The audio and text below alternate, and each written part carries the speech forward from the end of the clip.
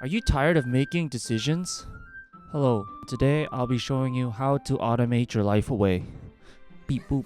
So, the reason why I'm making this video is because I'm unemployed. No, this is not to tell you how to live. This is more advice on what I figured out in the middle of my 20s. In this video, I'm gonna fucking shit. How do people talk to this thing? So first, a quote. Steve Jobs once said that he wore the same outfit to work every single day, a black turtleneck and jeans and dad sneakers, so that he would have more space in his brain to make the decisions that he wanted.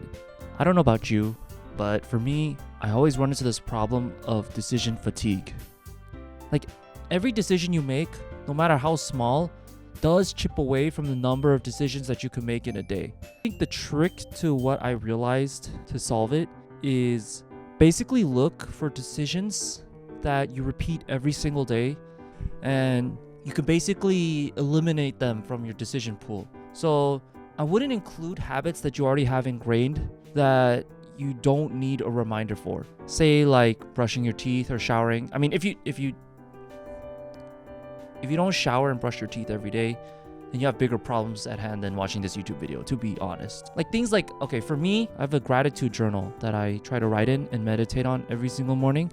So like these are things that I keep forgetting. So I just use the reminders app on my phone in order to keep track of it.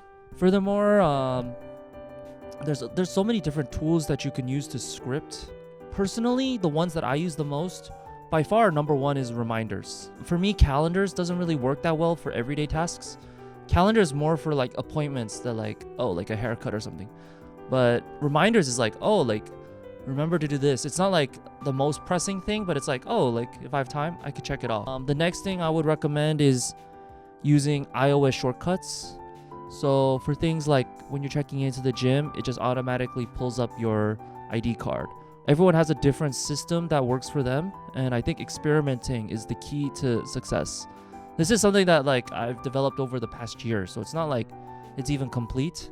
I mean, for me, a lot of productivity people, they use Notion. Personally, I think Notion's too slow and like a little over-engineered for myself. And honestly, no one's got time for it. Like just the amount of time it takes to log in, like do everything, it just takes too long. But reminders, it's like boop, boop, like boom, boom, you know? You get it over with. You want to make it so that the hurdles are as small as possible so that you're actually able to do these things that you need to do. This is why you'll never find me without my phone. Second, my notepad and a pen. So, of course, my phone will be used for reminders, but my notepad is for bigger tasks that I need to finish in the day.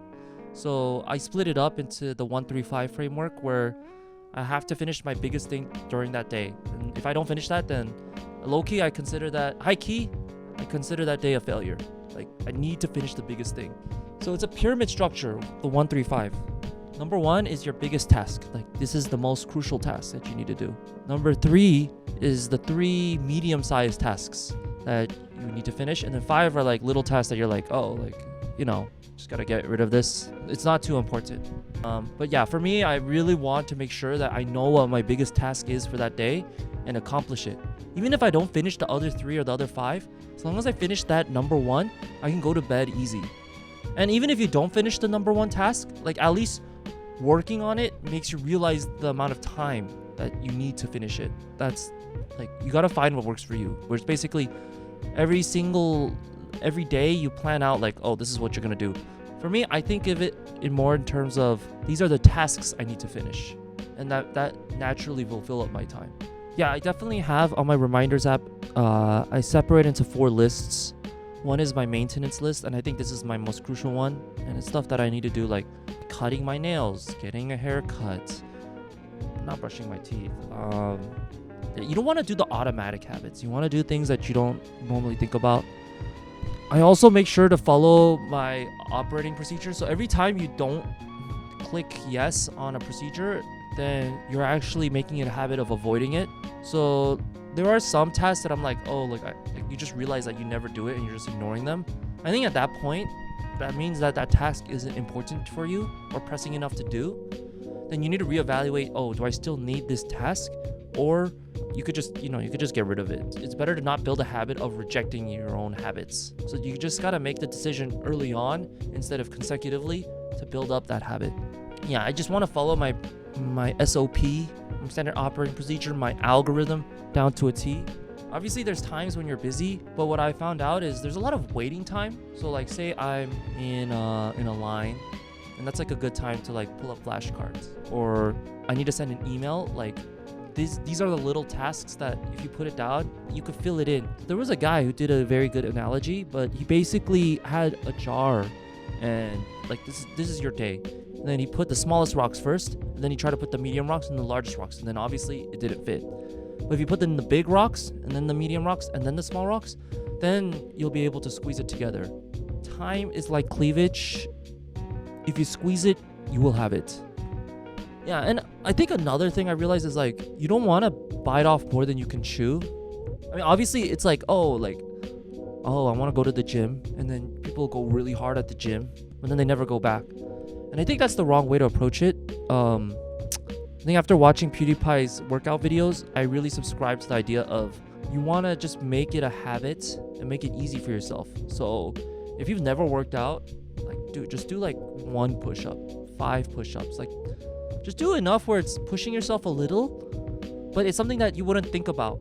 Like, if you keep ignoring those push-ups, then it's too much. Or for me, I never liked flossing. So then I made it easier for myself to floss by putting a bag of floss pickers inside my car. And then when I'm driving, I'm just like, I could get it all out. It's important to make habits that seem easy. So for me, mine was meditation. It's very difficult.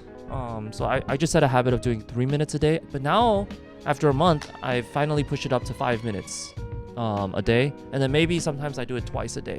So it went from 3 minutes to 10 minutes. That's a big jump in only 1 month. But I gradually built it up, that habit. And it takes about 3 weeks to establish a habit. So yeah, like go easy in the beginning. And then you can always push yourself later on. And then like reevaluate.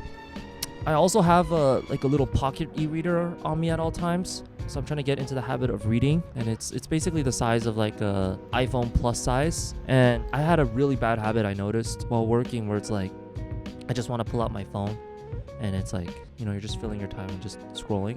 So instead, I wanted to start just having the habit of reading my phone, but replacing it with like actual reading books, because I think reading books is definitely a cornerstone habit for me that really pays dividends. But yeah, like right now I'm reading a lot of biographies. I just finished the Elon Musk biography, Anthony Bourdain's, and currently reading Teddy Roosevelt's. And I'm gleaning a lot of knowledge from these influential figures. Like in the past 3 months, I've read 6 books, but then like last year I read 1 book, 2 books. So yeah, it's not like a lot of reading, but it passes the time really quickly. I also really recommend the app Libby. If you can get a library card, you can get a lot of audiobooks, and then that's a good way to spend your time when you're driving. Instead of listening to music, you can learn about Malcolm X, and you can learn about like inspirational figures that you think are cool. I think that's an important thing with reading too, is you got to read books that you're interested in and not books that you're forced to read. Because in high school, when you're forced to read a book, no one wants to read those goddamn books.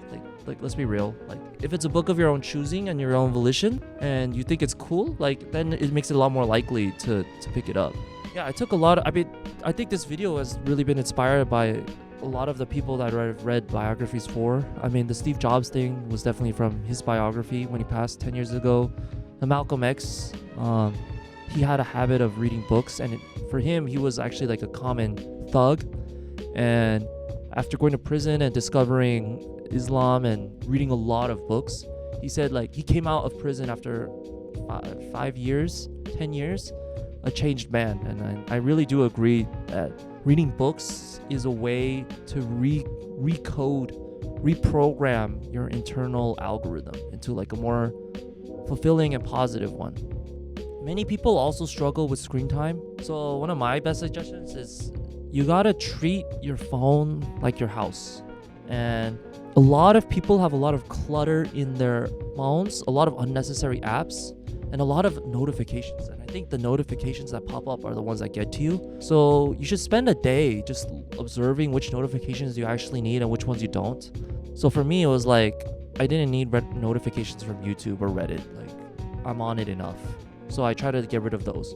These are like things that you don't need notifications for. Like, the total amount of notifications I get is like 5% of what I used to get before. There's a famous line by Kanye West. He said basically, it's because my life is dope and I do dope shit. So I think if you struggle with using your phone for over an unacceptable, like say 6 hours a day, I think you need to start finding things that you feel are really enjoyable and more fulfilling than phone usage. It's too easy to piss your time away. I mean, this is coming from a guy who had like 10 to 12 hours like phone usage a day. And even if it's things that like other people might not understand, like I think it's cool to enjoy what you think is cool. I've also like created a lot of projects, maybe a little too many projects to be honest, but yeah, you don't want analysis paralysis.